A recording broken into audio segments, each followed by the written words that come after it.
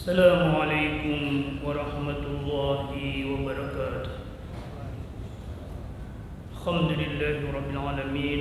Allahumma salli wa sallim wa barik ala sayyidina wa maulana Muhammad wa ala alihi at-tayyibin at-tahirin an-nur al-muslim bin-nisyan bi-nuri fi kulli lamhatin wa naqsin adada ma wasi'ahu ilmuka.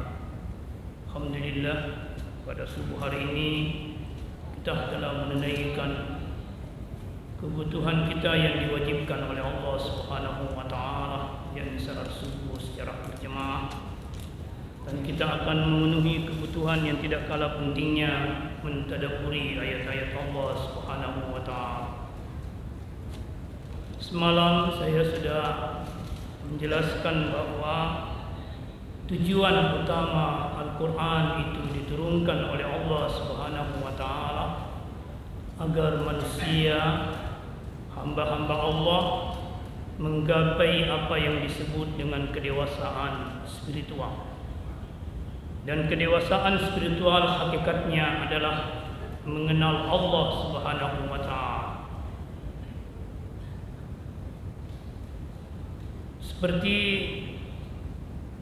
saya telah jelaskan semalam bahwa agak berbeda orang yang memiliki kedewasaan spiritual ketika dia berinteraksi dengan Al-Quran dengan orang yang tidak memiliki kedewasaan spiritual. Orang yang memiliki kedewasaan spiritual ketika dia berinteraksi dengan Al-Quran, dia memiliki sebuah kesadaran kehadiran Allah ketika dia membaca Al-Quran.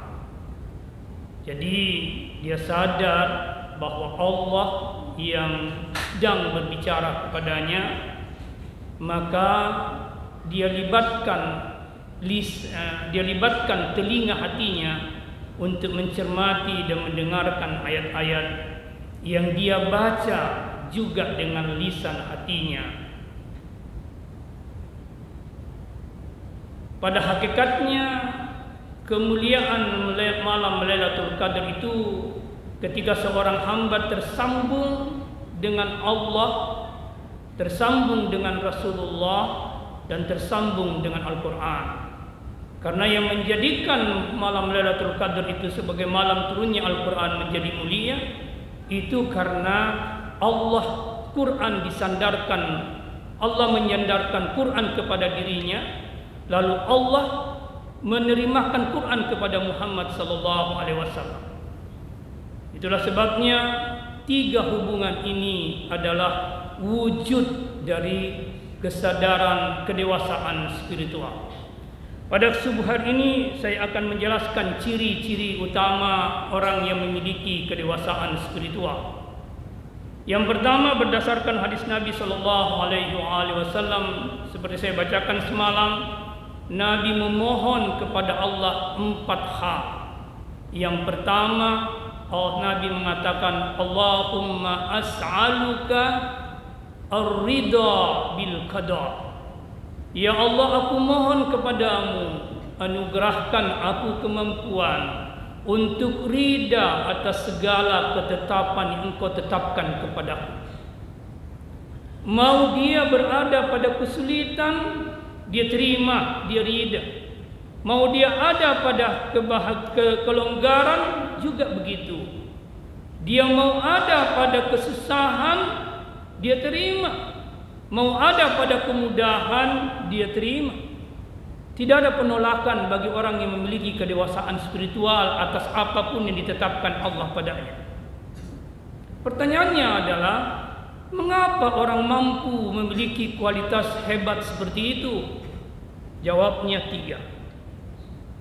Yang pertama, orang yang memiliki kesadaran atau kedewasaan spiritual ketika dia mampu menerima seluruh ketetapan Allah, alasan pertamanya adalah bahwa seluruh ketetapan Allah yang terjadi padanya itu adalah ujian dari Allah. Itu soal ujian dari Allah. Karena itu harus dijawab. Bagaimana caranya menjawab? hubungkan dengan Allah Subhanahu wa taala. Hubungkan dengan Allah Subhanahu wa taala. Misalnya saya kasih contoh, bapak diuji dengan ujian kemewahan, harta yang banyak, kesehatan, kebahagiaan. Ini mesti dihubungkan dengan Allah Subhanahu wa taala. Di mana tali penghubungnya? Ada sebuah doa yang diajarkan, wa tabaddal 'alal aghniya'i bitawadu'i was-sa'ah.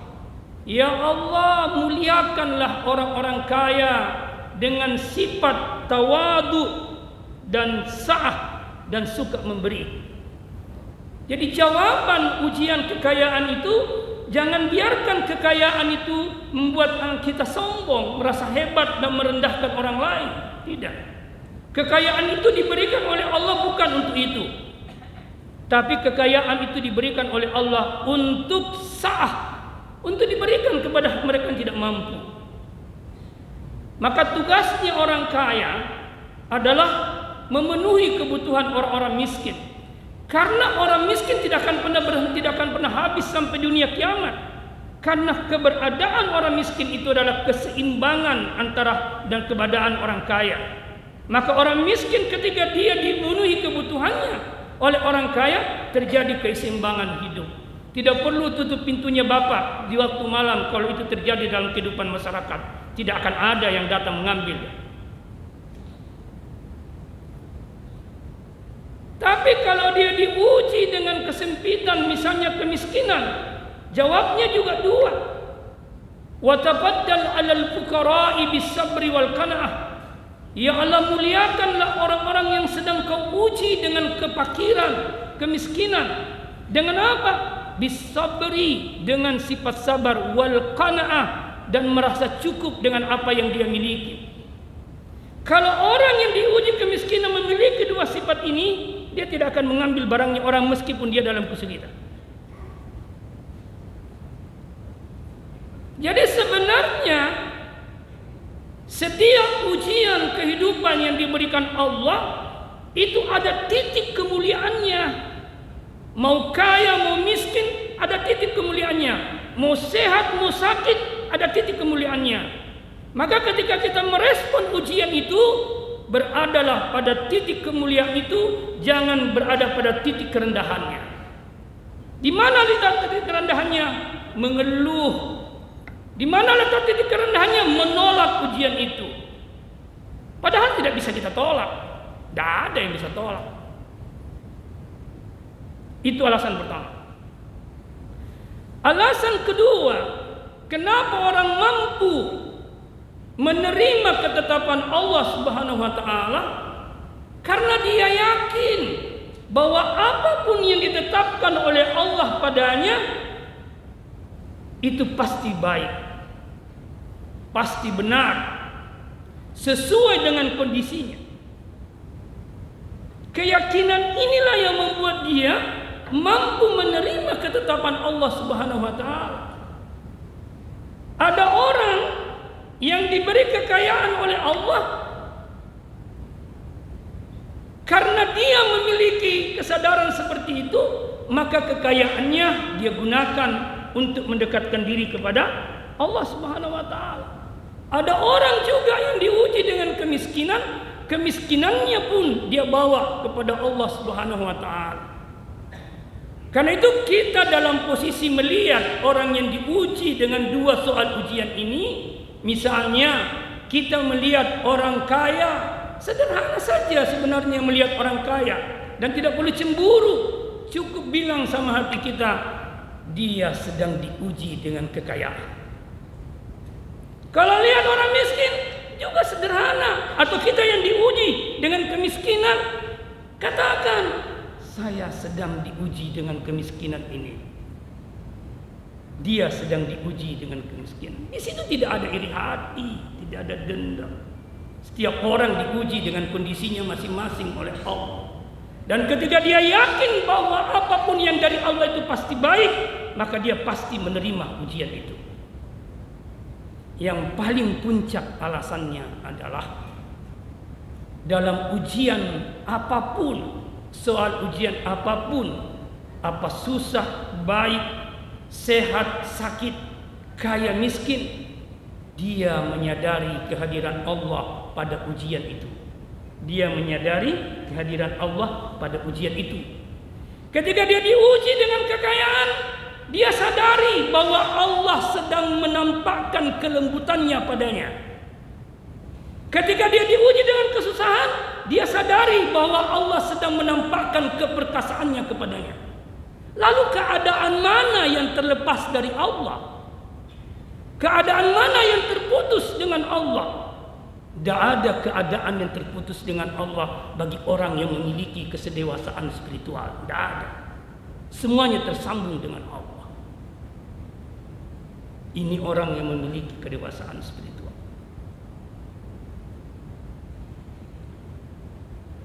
Dan Ramadan itu Allah pilih sebagai bulan untuk mencapai kedewasaan spiritual. Saya kasih contoh Bapak, puasa. Di mana letak kedewasaan spiritualnya orang yang berpuasa? Di mana letak kedewasaan spiritualnya orang yang berpuasa? Puasa itu, yang sebenarnya puasa itu 3 menyatu, 3 yang satu. 3 yang satu. Saya biasa istilahkan dengan puasa kulit, puasa daging, puasa rasa. Puasa kulit, puasa daging, puasa rasa. Ini semua beririsan, satu kesatuan, tidak bisa dipisahkan. Puasa kulit itu menahan nafsu perut dan dibawa perut dan segala yang membatalkan puasa. Itu puasa kulit. Dan itu bisa dilakukan oleh anak-anak kita. Bisa dilakukan oleh anak-anak kita. Puasa yang lebih tinggi dari itu, puasa daging. Puasanya seluruh indera tubuh dan fakultas tubuh dari segala sesuatu yang dimurkai oleh Allah Subhanahu wa taala. Anak-anak kita tidak bisa melakukan itu. Orang yang memiliki, yang masih berada pada spiritual anak-anak, dia tidak bisa lakukan itu. Tapi orang yang sudah sampai pada spiritual dewasa, dia bisa melakukan itu. Itulah sebabnya Bapak sekalian, puasa kulit terbatas Pak, terbatas. Dia hanya wajib di bulan Ramadan. Tidak ada puasa yang wajib di luar Ramadan.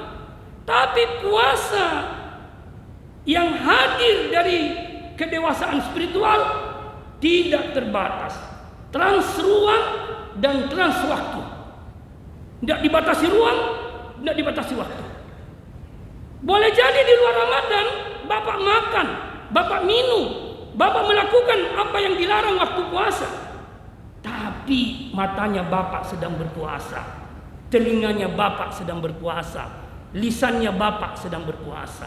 Seperti kasusnya Maryam, dia disuruh makan, disuruh minum, disuruh menikmati apa yang Allah berikan kepadanya, tapi pada saat yang bersamaan dia bernazar untuk puasa. Puasa apa nazarnya? Puasa mulut. Jadi orang yang memiliki kedewasaan spiritual sebagai buah dari bulan Ramadan, di luar Ramadan dia berpuasa selamanya. Dia berpuasa meskipun dia makan, dia minum, dia tetap berpuasa. Tapi puasa apa? Puasa daging. Apalagi kalau dia sudah sampai pada puasa rasa. Puasa rasa itu yang mana? Puasanya hati, kosongnya hati dari segala sesuatu hanya kepada Allah Subhanahu wa taala. Itu orang yang dewasa secara spiritual dalam konteks puasa.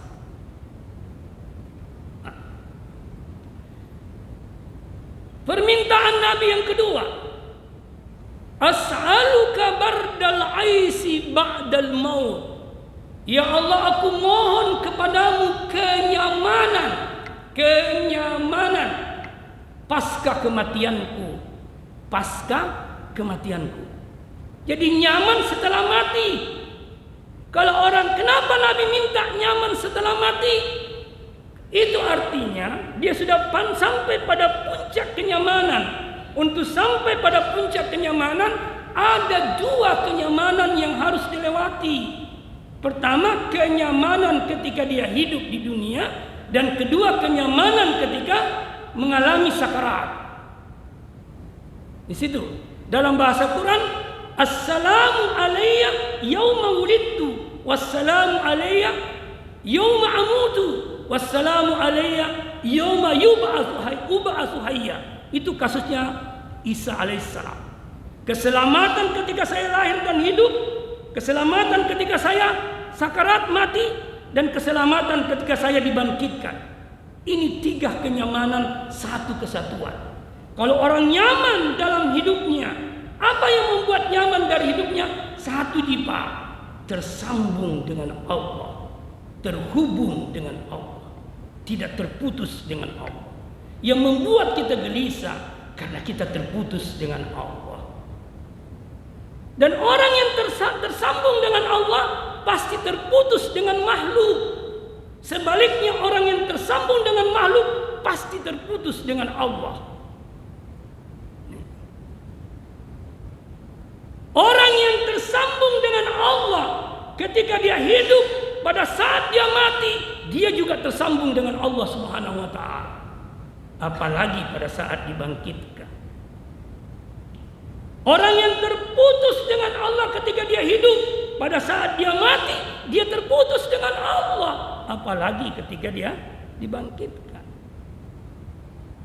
Nah, ini yang dimaksud al-mautu karamah. Kematian itu adalah kemuliaan. Kenapa? Karena kematian itu sesungguhnya adalah inqita'un anil khalqi wa ittisalun ma'al haq. Kematian itu keterputusan dengan makhluk dan ketersambungan dengan Allah Subhanahu wa taala. Tetapi kalau itu tidak dimiliki, maka yang terjadi adalah al-fautu. Apa itu al-fautu? Al-fautu adalah kehilangan. Al-fautu hasratun wa nadamah. Kehilangan itu adalah kerugian abadi dan penyesalan abadi. Kenapa dia merasa kehilangan? Inqita'un anil haqqi wa ittisalun ma'al khalqi. Karena dia terputus dengan Allah dan pasti tersambung dengan makhluk. Tinggal milih Pak, mau Bapak pilih yang mana? Jadi kenyamanan hidup pasca kematian itu tujuan pencapaian tertinggi. Dan harus dimiliki kenyamanan ketika mati dan kenyamanan ketika hidup. Kalau keterputusan dengan Allah pada saat mati, ya terputus juga pada saat Allah kita hidup. Makanya doa yang diajarkan Nabi antara azan dan iqamat di salat subuh, itu doanya seperti ini. Allahumma barik lana fil maut wa fima ba'dal maut. Ya Allah, berkahi kami pada kematian kami dan berkahi kami pada pasca kematian kami. Apa bentuk keberkahan itu pada kematian? Ketersambungan dengan Allah Subhanahu wa taala. Apa bentuk keberkahan pada pasca kematian? Itu juga ketersambungan dengan Allah Subhanahu wa taala. Orang tidak mungkin tersambung dengan Allah dalam hidupnya kalau dia tidak memenuhi doa yang pertama Nabi tadi, ridha atas segala ketetapan Allah Subhanahu wa taala. Doa yang ketiga Nabi minta adalah lazzatan nazari ila wajhi. Kenikmatan memandang wajahmu ya Allah. Orang yang diberi kenyamanan pasca kematiannya, puncak kenyamanan itu adalah memandang wajah Allah. Sebenarnya Bapak sekalian, di dunia ini kita sudah memandang wajah Allah. Orang tidak mungkin sampai memandang lesatnya memandang wajah Allah di akhirat kalau dia tidak memiliki kesadaran spiritual, kedewasaan spiritual, memandang wajah Allah di dunia. Tidak mungkin. Sebenarnya di dunia kita sudah memandang wajah Allah.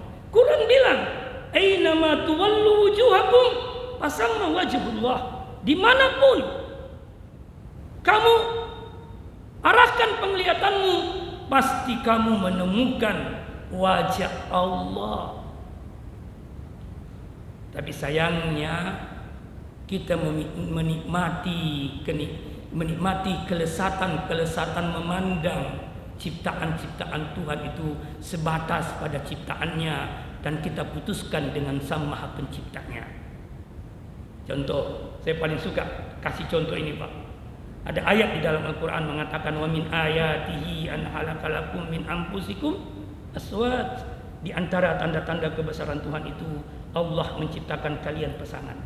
Saya menyadari, memahami ayat itu, pada istriku ada tanda-tanda kebesaran Tuhan, padaku ada tanda-tanda kebesaran Tuhan, pada anak-anakku ada tanda-tanda kebesaran Tuhan. Maka ketika saya lihat istriku, saya tidak hanya melihat sebagai seorang wanita dan ibu anak-anakku dan istriku, tidak. Di situ tergambar, terpampang tanda-tanda kebesaran Allah Subhanahu wa taala. Begitu juga ketika dia melihat saya, ketika melihat anak-anakku seperti itu. Maka semuanya ini menjadi instrumen kesadaran ilahi, instrumen sarana untuk kembali ke Tuhan, bukan terputus dengan Tuhan.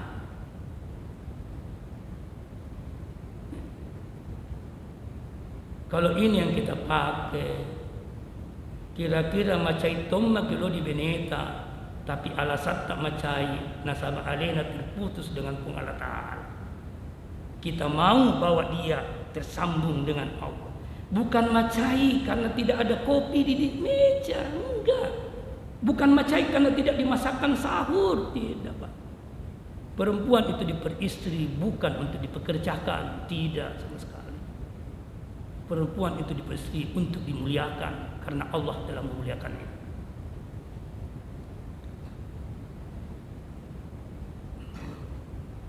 Ketika Bapak, ini ada orang sekarang kan, orang modern itu suka healing ya. Healing itu apa sih? Pergi cari hiburan supaya memandang pemandangan. Menarik itu. Kita ini menikmati ciptaan-ciptaan Tuhan, gunung-gunungnya, semua kita nikmati, pemandangan-pemandangannya kita nikmati. Tapi apa yang kita nikmati itu tidak mengantar kita menikmati wajah Allah nanti. Mestinya ketika kita menikmati apa yang diciptakan, mestinya menjadi sarana untuk merasakan lazzatan nazari ila wajhik, kenikmatan memandang wajahmu.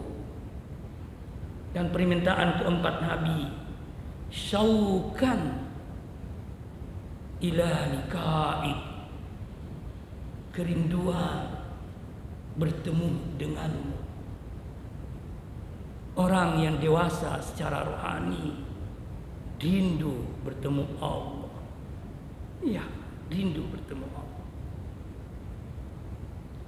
Imam Ali berkata, kalau engkau rindu ketemu Tuhanmu, maka ambillah Al-Quran, bacalah ia dengan lisan hatimu, cermati dia dengan telinga batinmu. Jangan putuskan Quran dari batinmu, karena Quran itu diturunkan untuk hatimu, bukan untuk tubuhmu.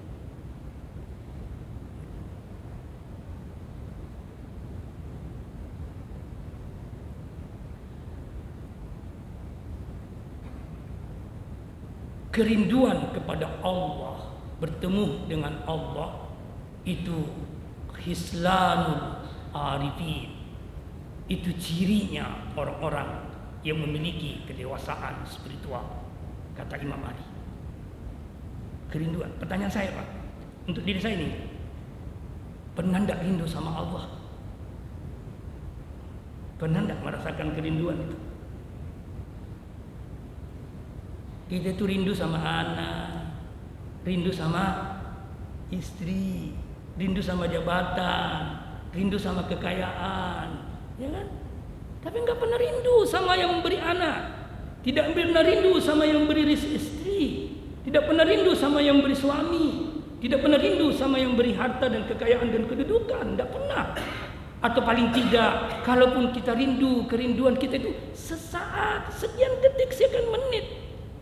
Kerinduan itu tidak pernah kita pelihara sehingga dia meliputi kesadaran ilahi kita.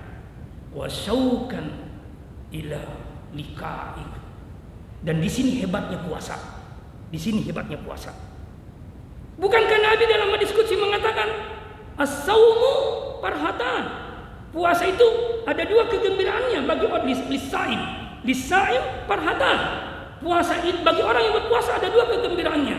Farhatan inda iftar, ada yang mengatakan farhatan inda fitri, yakni bahagia ketika berbuka. Sekarang pertanyaannya Pak, saya tadi malam bertanya, apa sih bedanya puasa kita dengan puasa anak-anak kita? Anak-anak kita ketika dia berbuka, dia gembira. Kita juga gembira. Tapi yang membuat anak-anak kita gembira ketika dia berbuka, karena makanannya enak. Ya kan? Minumannya nikmat. Apalagi yota misalnya. Itu yang membuat kita gembira, anak-anak kita gembira. Tapi kalau kita yang sudah dewasa ini gembira dengan alasan itu, tubuh tadi yang dewasa, batin tak tidak dewasa. Tubuh tak dewasa, tapi batin tak stunting. Orang yang dewasa memiliki kesadaran spiritual kedewasaan. Ketika dia berpuasa, dia hanya berputar Pak. Pada saat dia berpuasa, dia lapar. Kata Nabi, al-ju'u nurul hikmah. Lapar itu cahaya hikmah, sumber hikmah.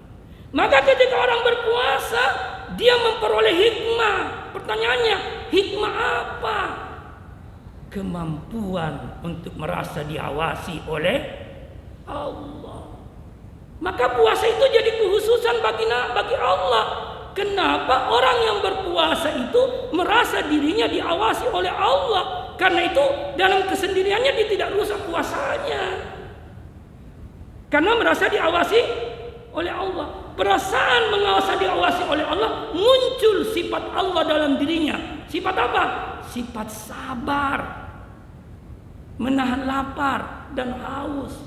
Kenapa Pak? Dia sadar nanti di hari kiamat lapar dan haus itu terjadi. Tapi sampai jam berapa nih? Jam 6. Oke. Jadi saya ulang, orang yang berpuasa dia lapar, yang hadir dalam lapar itu nurul hikmah. Salah satu bentuk cahaya hikmah itu sadar, muraqabah, selalu diawasi oleh Allah. Karena itu dia jaga matanya, dia jaga telinganya, dia jaga langkah kakinya, dia jaga gerakan tangannya, dia jaga mulutnya, dia jaga daya hayal imajinasinya. Dia hanya berimajinasi menghayal, semoga Allah memasukkanku ke dalam surga, semoga Allah membebaskanku dari api neraka. Itu hayalannya, itu cita-citanya. Nah, ketika dia berbuka puasa, dia gembira bukan karena makanan itu, tapi ketika makanan itu dihidangkan, yang pertama hadir dalam dirinya, semua itu dari Allah. Maka dia berkata alhamdulillah, muncullah syukur di situ. Jadi dalam berpuasa, ketika dia berpuasa dia bersama Allah dengan sifat sabarnya. Ketika dia berbuka puasa, dia bersama Allah dengan sifat syukurnya. Jadi dia hanya berpindah dari satu sifat ke sifat yang lain, yang semuanya disandarkan kepada Allah. Itu orang yang bahagia ketika dia berbuka. Puncak kebahagiaannya dalam makna yang kedua ketika berbuka, dia bahagia karena puasanya dan seluruh amalia Ramadannya mengantarnya sempurna fitrahnya. Sempurna fitrahnya. Fitrah yang dibawa anak-anak itu belum sempurna. Itu potensi kesucian yang harus disempurnakan ketika dewasa. Maka orang yang bahagia ketika berbuka itu maksudnya orang yang telah menyempurnakan satu bulan Ramadannya, baru dia Idul Fitri. Kan apa yang dimaksud Idul Fitri? Bukan kembali ke fitrah, tidak. Bukan. Kalau kembali ke fitrah, dia hanya potensi kesucian. Tapi sempurna fitrah, maka disebut Id. Id itu apa? Hari kebahagiaan. Kenapa dia bahagia? sempurna fitrahnya. Apa tanda kesempurnaan fitrahnya? Nabi berkata, Zaidul idaini bitakbir, bitahmid, wat tahlil, wat takdis. Hiasi hari rayamu, hari kesempurnaan fitrahmu dengan apa? Takbir, Allahu Akbar, maka kita bertakbir. Tahmid, alhamdulillah, maka kita bertahmid. Tahlil, la ilaha illallah. Takdis, subhanallah. Maka orang yang sempurna fitrahnya, kalbunya hanya berkisar pada alhamdulillah, subhanallah, la ilaha illallah, Allahu Akbar. Sempurnakan dengan satu kalimat lagi, la haula wala quwwata illa billahil aliyil azim. Itu orang yang bahagia di hari raya Idul Fitri. Kalau ini kita miliki, maka kita pindah kepada kebahagiaan yang kedua. Farhatun indalika rabbi. Dia bahagia ketika ketemu Tuhannya. Kesadaran yang tadi di kebahagiaan pertama melahirkan syauqan ila liqa'i rabbi, kerinduan ketemu Tuhan. Maka kerinduan itu dijawab oleh Allah bagi orang yang berpuasa, dikasih kesempatan ketemu dengan Allah. Itu puncak kebahagiaan bagi orang yang berpuasa. Tapi tidak didapat itu kalau kita hanya puasa kulit, Pak. Harus puasa kulit plus puasa daging plus puasa rasa. Saya kasih contoh buah. Itu buah ada kulitnya, ada dagingnya, ada rasanya. Kulit, daging, rasa tidak pernah berpisah pada buah itu, tidak pernah. Kapan dia berpisah? Rusak, Pak. Ya kan? Kalau kulitnya bagus, insya Allah dagingnya bagus, rasanya enak. Tapi ada juga buah kulitnya bagus, dagingnya rusak, berulat. Buah mangga misalnya. Makanya ada orang yang berpuasa, tapi tidak sampai puasanya ke puasa daging, apalagi puasa rasa. Mudah-mudahan kita tidak di situ. Puasa kita harus puasa kulit, puasa daging, puasa rasa. Maka insya Allah kita akan merasakan apa yang disebut dengan kebahagiaan ketika ketemu dengan Allah. Ada 8 menit lagi. Saya akan bahas 8 menit ini dengan bagaimana cara untuk sampai pada kedewasaan spiritual. Ada hadis Nabi, menurut ahli hadis bukan hadis, tapi menurut ahli makrifat itu hadis. Man arafa nafsahu faqad arafa rabbahu. Siapa yang mengenali dirinya, maka dia akan mengenali Tuhannya. Di sini menarik, man arafa nafsahu arafa rabbahu. Dia tidak disebut man arafa nafsahu arafa Allah, mengenal Allah. Tapi disebut mengenal Rabbnya. Saya singkat karena waktu sempit. Ada 4 tahapan yang disebut mengenali diri. Ada 4 tahapan yang disebut mengenali diri. Yang pertama disebut mengenali kekurangan, kelemahan, kehinaan diri kita. Kita ini mengenal kekurangan banyak sekali. Kurang gagah, kurang cantik, kurang kaya, dan sebagainya. Misalnya seperti itu. Lemah sekali. Sakit kepala aja tidak bisa ditolak. Ya kan? Hina, rendah. Iblis menganggap kita hina, rendah karena kita tercipta dari tanah. Ketika kita mengenali kehinaan, kerendahan ini, maka kita terbebas dari kesombongan. Kita terbebas dari sifat merasa hebat. Kita terbebas dari sifat merasa lebih baik dari orang lain. Kita terbebas dari sifat iblis. Maka itu Ibnu Athaillah mengatakan, tanam dirimu dalam kerendahan dan kehinaanmu. Kalau kau sudah tanam dirimu dalam kerendahan dan kehinaanmu, insya Allah engkau tumbuh melejit ketinggian menuju kemuliaan dan ketinggian di sisi Allah. Ya, lihat pohon, Pak. Dulu orang kampung kalau mau tanam apa namanya jagung, pasti nak tumbuh dulu, nak lubang itu dulu tanah, baru nah kasih masuk jagunnya, tumbuh dia dengan baik dan berbuah. Tapi coba itu jagung kita lempar saja di atas permukaan tanah. Dua ji, kalau dia tumbuh gampang sekali rubuh, atau dia sama sekali tidak tumbuh karena dimakan oleh ayam. Jadi kalau orang menyadari bahwa dirinya tercipta dari tanah yang rendah dan hina, justru itu yang menjadi kekuatan spiritualnya selama dia berada dalam kesadaran itu untuk bisa melejit naik kepada ketinggian di sisi Allah Subhanahu wa taala. Itu makna pertama, mengenal diri. Pahami dirimu. Makna kedua dari mengenal diri adalah kalau kamu sudah sadar bahwa kamu lemah, maka kamu butuh yang kuat untuk melindungi kelemahanmu. Kamu butuh yang kuat untuk melindungi kelemahanmu. Disinilah kita manusia disebut fakir oleh Al-Quran. Ya ayyuhan nas antumul fuqara ila Allah. Hai manusia, kamu itu orang miskin, orang fakir, orang butuh. Butuh kepada siapa? Bukan butuh kepada makhluk, tapi butuh kepada Allah Subhanahu wa taala. Butuh. Apa yang kita butuhkan kalau kita lihat praktisnya? Apa yang kita butuhkan dari Allah? Syariatnya, Qur'annya, perintahnya, larangannya. Contoh, sembahyang itu kebutuhan, bahkan kenikmatan. Tapi Allah tahu bahwa kalau saya tidak wajibkan ini, tidak nalakukan ini, ku wajibkan lagi belum tentu nalakukan. Maka Allah wajibkan itu. Maka sebenarnya ketika Allah mewajibkan puasa, mewajibkan sholat dan sebagainya, itu bukti kasih sayangnya Allah. Karena memang kita butuhkan itu.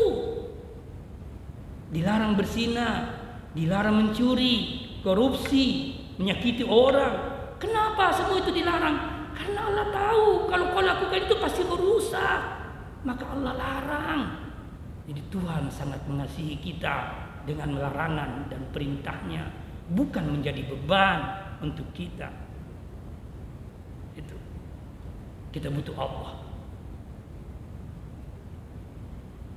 Level lebih tinggi dari mengenal diri, setelah dia butuh Allah, dia kenali dirinya dengan satu kesadaran bahwa semua dari Allah pasti baik.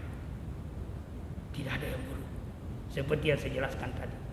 Puncaknya Bapak sekalian, dia tidak ada lagi, dia tidak bersandar lagi pada dirinya, tapi dia tinggal bersandar kepada Allah. Di sini dia fanaun nafs, dirinya sudah fana. Bukan eksistensi dirinya yang hilang, tidak, dia tetap ada, tapi kesadaran egonya sudah lenyap. Tinggal yang hadir kesadaran Allah Subhanahu wa ta'ala. Itu yang dimaksud fana baki Allah. Fana nafsahu, hilanglah dirinya, tinggallah kesadaran ilahi yang mencahayai seluruh kalbunya dan kehidupannya. Itulah mengenal diri yang sesungguhnya. Dan terakhir sekali saya ingin membacakan hadis Nabi yang Nabi mengatakan, seorang sahabat datang melapor kepada Nabi. Hadis Nabi yang mengatakan dari firman Allah kepada Nabi Daud. Dia bilang begini, saya baca terjemahannya karena panjang di sini. Ya Daud, sekiranya hambaku yang pendosa itu mengetahui bagaimana aku rindu kepadanya. Bagaimana aku rindu kepadanya. Bagaimana aku mengasihinya. Bagaimana aku mengharapkannya supaya dia meninggalkan dosa-dosanya, kata Allah kepada Daud. Maka dia, kalau dia sadar dan kembali kepada aku, maka dia akan mati karena kerinduannya kepada aku. Dan dia akan urat-urat nadinya akan terputus karena cintaku itu kepadanya. Terima kasih. Assalamualaikum warahmatullahi wabarakatuh. Baik. Mari kita tundukkan hati dan pikiran kita bermunajat kepada Allah Subhanahu wa taala. Karena doa adalah harapan dan cita-cita. Bismillahirrahmanirrahim. Alhamdulillahi Rabbil Alamin. Hamdan yuwafi ni'mahu wa yukafi masida. Ya Rabbana lakal hamd li jalali wajhikal karim wa azimi sultan. Allahumma salli wa sallim wa barik ala sayyidina wa maulana Muhammad wa ala alihi at-tayyibin at-tahirin. An-nur al-muslim lin-nisyan bi nuri fi kulli lamhatin wa nafasin adada ma wasi'ahu ilmuka. Allahumma arzuqna tawfiqat ta'ah wa bu'dal ma'asi wa sidqan niyah wa irfanal kurm wa akrimna bil huda wastiqam wa saddid alsinatina bis sawabi wal hikmah wa amla qulubana bil ilmi wal ma'rifah wa tahhir butunana minal kharami was subha wa qub aydiyana aniz zulmi was sarika wa qudud absarana anil fujuri wal hiyana wasdud asma'ana anil lagwi wal kid wa tafaddal ala ulama'ina bizuhdi wan nasiha wa ala al muta'allimina bil juhdi war raqabah wa ala al mustami'ina bittiba'i wal mau'izah wa ala al marda al muslimina bis shifa'i war raha wa ala mautahum bi rahmati war rahmah wa ala masyayihina bil waqari was sakinah. Ya Allah, muliakan orang-orang tua kami bil waqari was sakinah, dengan kewibawaan dan ketenangan. Walas sababi bil inabati wat taubah, muliakan anak-anak kami, anak-anak muda kami untuk senantiasa kembali kepadamu dan bertaubat. Wa alan nisa'i bil haya'i wal ifyah, muliakan anak-anak perempuan kami dengan sifat malu dan kesucian. Wa alal ghana'i bit tawadu'i was sa'ah wa alal fuqara'i bis sabri wal qana'ah walal guzzati bin nasri wal ghalabah walal usara'i bil khalasi war raha. Allahumma ja'al siyamana siyamas sa'imin wa qiyamana qiyamal qa'imin bihaqqi nabiyyika Muhammadin sallallahu alaihi wasallam walhamdulillahi rabbil alamin. Terima kasih. Assalamualaikum warahmatullahi wabarakatuh.